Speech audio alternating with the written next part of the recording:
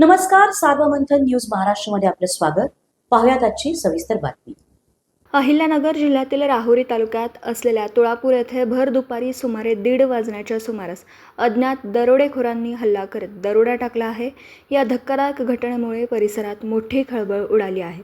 या घटनेत रमेश बाबूराव हार्दे यांच्या सुनेवर अज्ञात चोरट्यांनी ब्लेडने वार केल्याची माहिती समोर येत आहे. या घटनेमुळे परिसरात भीतीचं वातावरण निर्माण झालं. मिळालेल्या माहितीनुसार आरोपींनी घरात घुसून दरोडा टाकत चोरी केली. दरम्यान घरातील सुनेने विरोध करण्याचा प्रयत्न केला असता तिच्यावर ब्लेडने हल्ला करण्यात आला. जखमी अवस्थेत तिला तात्काळ उपचारासाठी जवळच्या रुग्णालयात हलवण्यात आलं आहे. घटनेची माहिती मिळताच पोलीस व कर्मचारी तात्काळ घटनास्थळी दाखल झाले होते. त्यांनी परिसराची पाहणी करून पोलिसांनी घटनास्थळी पंचनामा केला. पुढील तपास सुरू आहे. या प्रकरणातील आरोपींचा शोध घेण्यासाठी पोलिसांनी पथकं तयार केली असून पोलीस पथक या परिसरातील CCTV फुटेजची तपासणी करून माहिती घेत आहेत.